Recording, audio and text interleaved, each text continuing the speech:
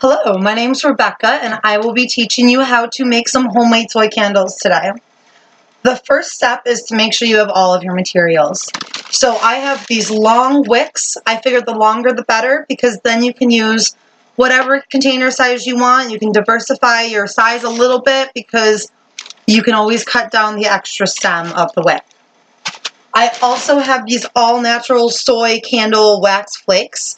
You can use the wax flakes. There's also different kinds of, you can use the soy wax flakes, or you can just use different kinds of wax flakes. I like the soy wax ones. They make your candles really clear and white, and I think they look really clean. We have some fragrances. You can use a essential oil, which I suggest. They do have therapeutic properties to them, and a little goes a long way with these. So they might be a little bit more expensive, but I think in the end it's really worth it, especially considering how much money you're saving making your own candles versus buying them at the store. The other route you could take, and this is what I did when I first started to begin making candles, because I didn't know what I was doing and I figured using trial and error I would mess up a number of times. I started off with these synthetic oils. They do not smell quite as strongly. You need a lot more. Makes your candle a little bit oily, and sometimes they don't burn as smoothly as the essential oils do. For our materials for actually making the candles, I have this wooden spoon here. I use it only for candle making. It's not going to work for a cooking utensil. I don't know if I need to say that, but I figure I should. I also have this tiny pot here. You can buy a melting pot, and that is the preferred route by experts, I'm sure. I just got this at my local thrift store. Again, I was just starting. I wanted to make sure it was something I really enjoyed and was a feasible hobby for me before I really went into buying everything that I needed.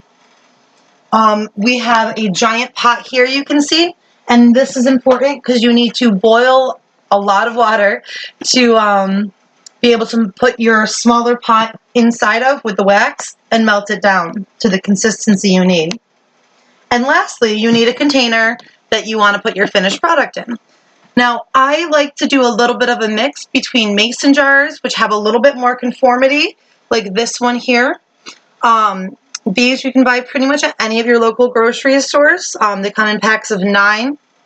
They give it a really uniform look, a really clean look, kind of a country home look, which is sweet. But I also really like to use old recycled food jars. This makes your project a little bit cheaper. You don't have to go out and buy the materials, and you get to recycle instead of just putting it into your recycling bin. So this is one of my favorite routes. It does make it really individualized, and it kind of makes a talking piece. A lot of my friends make fun of me when I give them a candle in one of these old reused jars because apparently it makes me a hippie. I think it makes me cheap, but if they see it the other way around, that's perfect. So put that over there for later. Now, I find that the best way to measure out how much wax you want to use to fill your container is to put twice as much soy wax flakes that you're going to need to fill your container into your melting pot. So I filled this twice with dried soy wax flakes into this pot, and now I'm going to melt it. I already did start to melt it a little bit, as you can see, just so it wouldn't take so long while I was on video with everybody. So now I'm going to finish melting it. You're going to want it to be a really, really smooth consistency with absolutely no chunks of wax still. This will help your candle burn really smoothly when you do start to burn it. It'll also help you pour it, and it will just look more conformed when you're all finished. Make it look a little bit more expert. Some people do have a thermostat, a thermometer, and they put it into the wax to make sure it's a certain temperature. This is just because you're not supposed to put your essential oils in at too hot of a temperature because it will take away a lot of their smells. I hate technicalities, so I don't follow that. Also, I didn't want to buy a thermometer, but I haven't really run into a problem not using that. So now I'm going to pick my smell, and it looks like I'm going to go with some relaxation, cedarwood, and lavender. Give it to my mom. She could probably use a little bit of it. The way I measure it out is I do about 50 drops of essential oil in each 12-ounce container. This container is about an 8-ounce container, so I'm still going to do about 50. I tend to go a little bit more than I need to. I'm a little bit heavy-handed in everything I do. It's more or less a metaphor for my life. Again, not very technical, so I did not count all those little drops. That would no longer make this activity very fun, I feel. And then just slowly stir all your oils in, kind of folding it as you go. All right. Once you get done with that, I always, when I go to pour my wax into my container, I put my container onto a piece of old towel.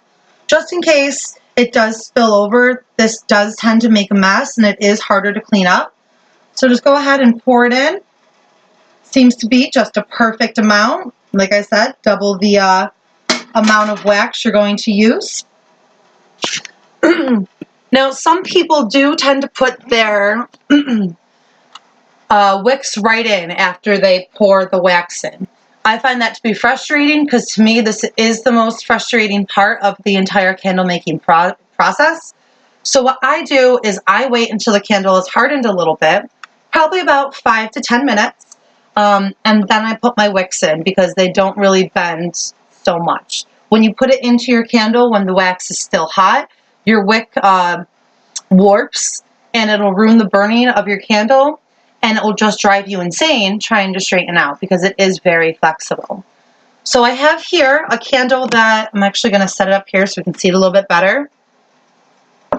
All right, so this is a candle that I had poured about 5 minutes ago before I started this other candle. And what I'm going to do is I'm going to set this in now that it's not quite so warm, and you can see that it's not bending. And then I have a regular old chip clip, and I'm going to set that in there to keep it kind of straight. And that will make sure it doesn't bend. I did the same thing over here with the candle a while ago, and this is starting to harden. Now this is about 20 minutes after I've poured it. So as you can see, you're going to want to give your candles at least an hour to an hour and a half to set. And then you should be able to burn it and you're good to go.